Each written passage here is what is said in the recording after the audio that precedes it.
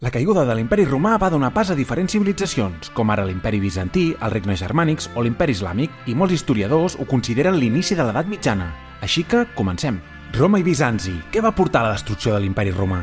L'any 395 després de Crist, l'imperi romà es va dividir en dues parts, l'imperi romà d'Occident i l'imperi romà d'Orient. La pressió de les migracions i invasions bàrbares sumat a les diferències culturals i econòmiques entre les regions occidentals i les orientals van portar al trencament de l'imperi. Comencem parlant de l'imperi romà d'Orient, o altrament dit imperi bizantí, que va poder resistir als bàrbars i va sobreviure des del segle IV fins al segle XV. La capital bizantina la va fundar l'emperador Constantí i per això es va dir Constantinoble. Estava situada on hi ha l'actual Estambul, avui en dia Turquia, entre Àsia i Europa. Aquesta situació privilegiada al mapa la va convertir en un lloc estratègic a nivell militar i comercial perquè era el punt de connexió entre Orient i Occident. L'agricultura i la creació artesanal de productes de luxe com seda, llana, orfebreria i cuir van aportar molts diners a l'imperi, que va assolir la seva màxima esplendor al segle VI amb l'emperador Justinià. Justinià va intentar restaurar l'antiga grandesa de l'imperi romà reconquerint alguns territoris de l'altra partició de l'imperi romà d'Occident. A més, va passar a la història per haver recopilat les lleis romanes en 2 volums coneguts com el Codi de Justinià. Però un cop mort Justinià, els emperadors posteriors que van governar l'imperi romà d'Orient van anar abandonant les tradicions romanes i fins i tot el grec va substituir el llatí. I amb la religió va passar una cosa molt important. Eren cristians perquè l'imperi romà, abans de partir-se en dos, s'hi havia estès el cristianisme, però l'emperador de l'imperi bizantí nomenava la màxima autoritat religiosa de l'imperi d'Orient, el patriarca de Constantinoble. El patriarca únicament estava sotmès a l'autoritat imperial i, atenció, rebutjava l'autoritat del papa de Roma. Sota l'Església d'Orient, els sacerdots es podien casar i les figures religioses no es representaven amb escultures, sinó amb icones. Les icones eren imatges religioses pintades sobre taules de fusta amb un fons de color daurat. L'art religiós bizantí es caracteritzava per grans temples decorats amb mosaics i materials luxosos com el marbre. Un exemple n'és la Basílica de Santa Sofia de Constantinoble, que després els turcs van convertir en una mesquita. A partir del segle IX, l'Església d'Orient, també anomenada Església Ortodoxa, va enviar monjos per evangelitzar els pobles eslaus, búlgars, serbis i russos. Els monjos van crear l'alfabet ciríl·lic per traduir la Bíblia al seu idioma, la qual cosa va facilitar la difusió del cristianisme ortodox i de la cultura bizantina. La separació definitiva de les dues esglésies cristianes, la catòlica i l'ortodoxa, es va produir l'any 1054 amb el cisma d'Orient, el trencament final i definitiu entre el papa de Roma i el patriarca de Constantinoble. Els bizantins es feien dir ortodoxos perquè la paraula ortodòxia en grec vol dir creença correcta. A partir del segle XI, l'imperi va entrar en una lenta decadència a causa dels constants atacs i les invasions dels exèrcits turcs, també anomenats otomans, un poble provinent de l'Àsia Menor que l'any 1453 es va apoderar de la capital, Constantinoble, fent caure l'imperi bizantí i establint un govern islàmic. Anem ara cap a l'altra partició de l'antiga Roma, l'imperi romà d'Occident. La caiguda de Roma. Què van ser els regnes germànics? Quan va caure l'imperi romà d'Occident, Europa va quedar fragmentada en multitud de regnes independents i rivals. Des del segle V, diversos pobles germànics es van establir en el territori de l'antic imperi romà. Cap al segle VI, els visigots es van estendre pel sud de la Gàlia i Hispània, mentre que els sueus es van establir a l'actual Galícia.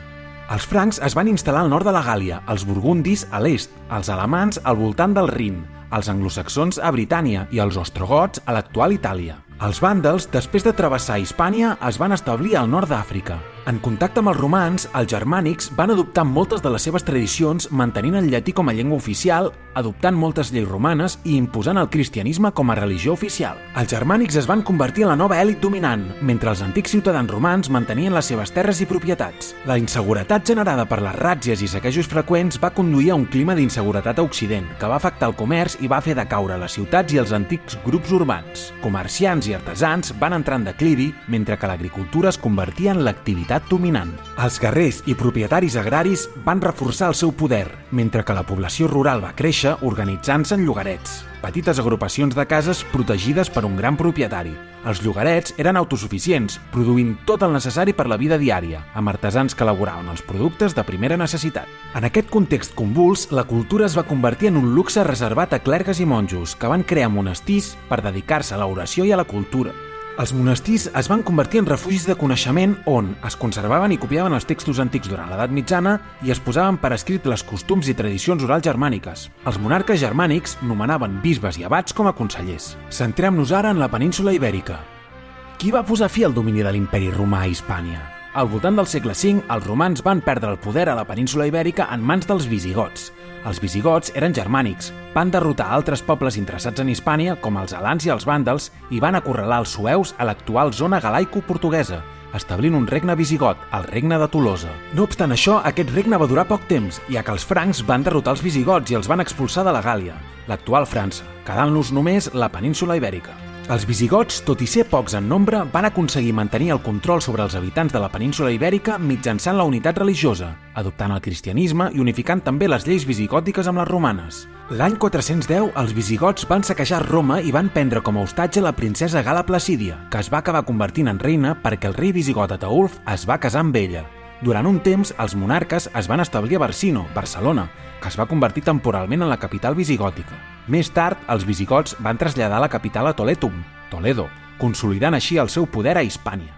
L'art visigòtic es caracteritza per esglésies rurals petites que sovint reutilitzaven materials romans. Aquestes esglésies solen tenir una planta basilical, columnes d'estil corinti i arcs de ferradura. Per exemple, les de Sant Juan de Baños de Palència o Sant Pedro de la Nave a Zamora. L'orfebreria visigòtica, influenciada per tècniques germàniques, treballava amb metalls nobles com l'or i la plata, així com bronze i ferro. Un exemple seria aquesta sivella trobada a Sarrià de Ter.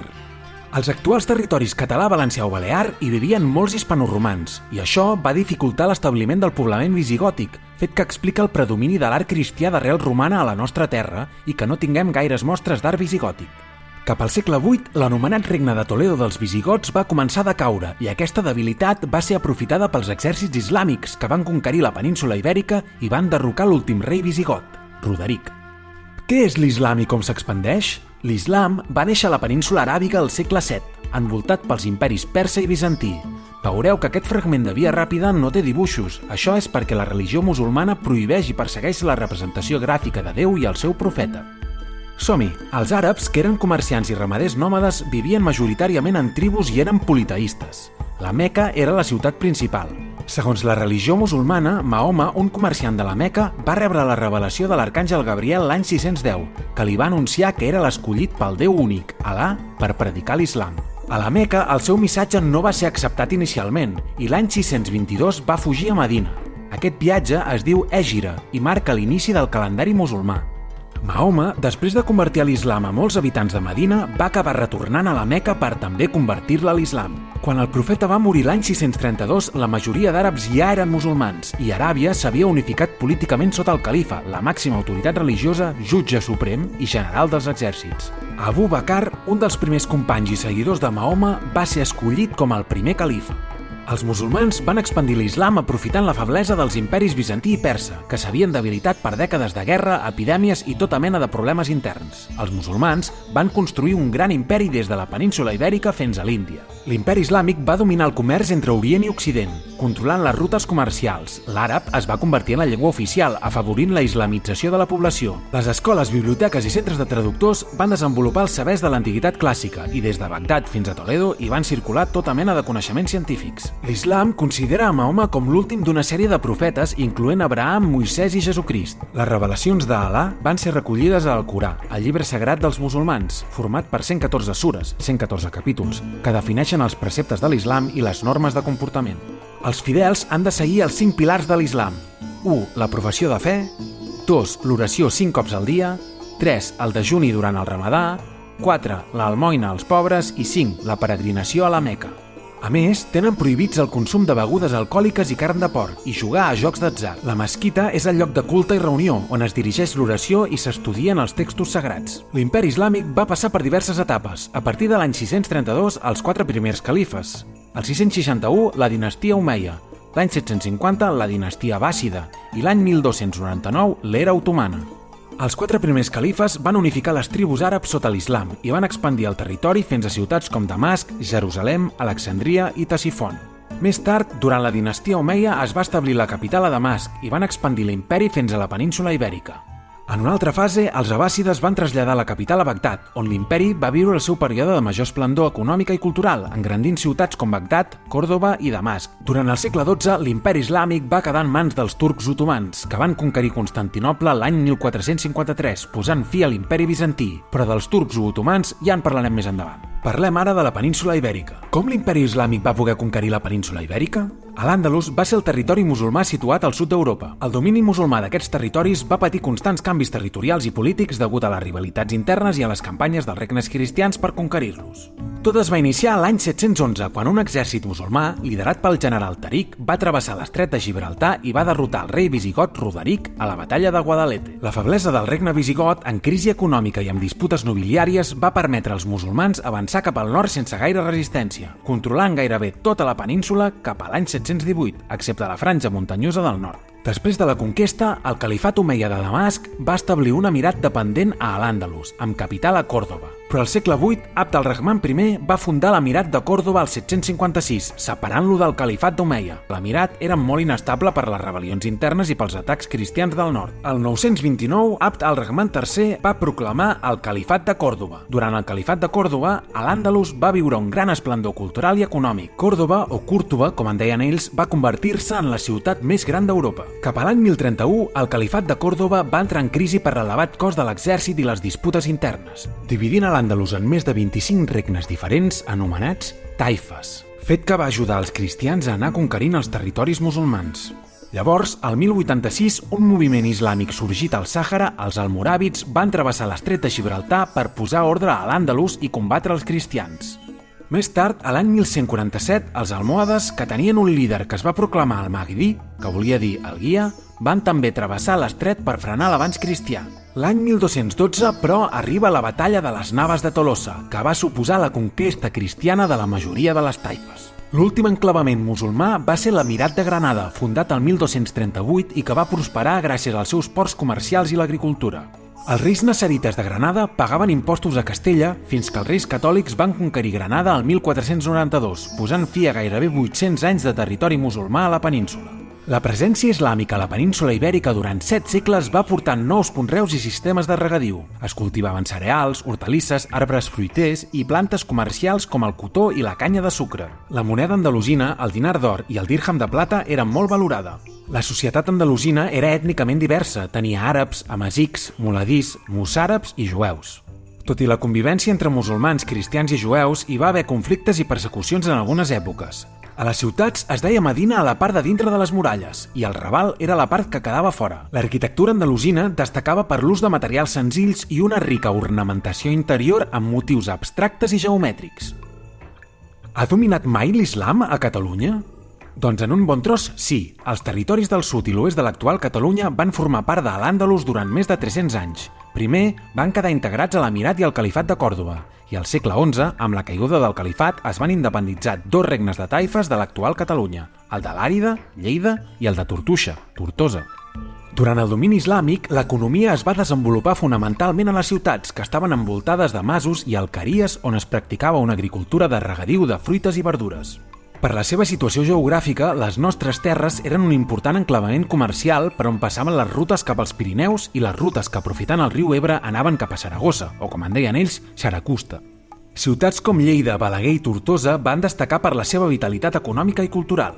Lleida estava situada en una plana envoltada d'horts, amb plantacions de lli, oliveres, vinyes i cereals. Tenia una fortalesa anomenada Suda, i on avui hi ha la catedral de la Seu Vella de Lleida hi havia una mesquita.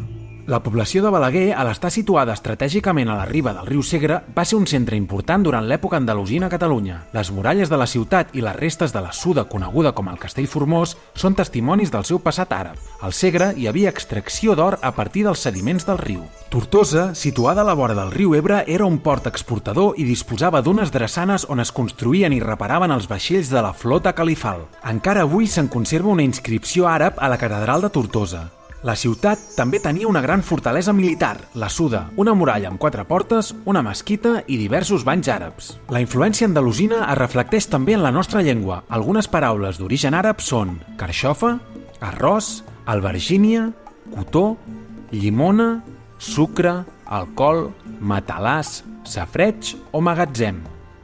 Traslladem-nos ara més cap al nord, on no hi va arribar l'islam. Els francesos són germànics, en realitat? Qui era Carlemany? Anem cap al territori de l'actual França, conegut com a Gàlia. Un dels pobles germànics que vivien per la zona eren els francs, que van anar ampliant el seu territori. Al segle VIII, un noble franc anomenat Carles Martell va derrotar els musulmans a la batalla de Poitiers, al 732, impedint que l'imperi islàmic s'instal·lés a la Gàl·lia. El fill de Carles Martell es va convertir en rei, es deia Pipí, i va fundar la dinastia carolíngia. I el fill de Pipí el Breu també va ser molt important, s'anomenava Carlemany, que va ser qui va conquerir gran part de l'Europa occidental i va continuar la tasca de frenar l'islam establint fronteres segures. Carlemany va convertir al cristianisme tots els pobles que va conquerir i va reforçar la unió entre el poder polític i religiós obligant els bisbes a jurar-li fidelitat. L'any 800, Carlemany va ser coronat pel papa Lleó III amb el títol d'emperador de l'Imperi Romà d'Occident, un títol que encara perdurava, tot i que l'Imperi Romà ja s'hagués difuminat. Per administrar un imperi tan gran com el que va crear, Carlemany va idear una nova manera de governar. Va crear marques per defensar les fronteres, dividint l'imperi en comtats, governats per comtes en nom seu. També va crear els Missi Dominici, un cos pensat per supervisar el compliment dels seus mandats. Els francs, tot i ser un poble germànic, es van establir en antics territoris de l'Imperi Romà, on s'hi parlava llatí. De la fusió cultural entre els conqueridors germànics i la població local romanitzada en va acabar sortint la llengua francesa. El sistema de govern impulsat per Carlemany es basava en relacions personals de fidelitat i protecció, sent la base de l'Europa feudal. No et perdis el vídeo de Via Ràpida sobre el feudalisme. A la descripció us deixem uns Kahoots, un document amb exercicis i també uns videojocs de Blocked. Jugueu-hi i us servirà per estudiar el contingut del vídeo. Moltes gràcies! Si us ha agradat aquest vídeo de Via Ràpida, penseu en fer-nos un m'agrada, subscriure-vos o deixar-nos un comentari amb els temes que us agradaria que féssim. I si creieu que som útils, feu-vos patrons o feu un donatiu mitjançant un Bizum al 08324. Fins aviat!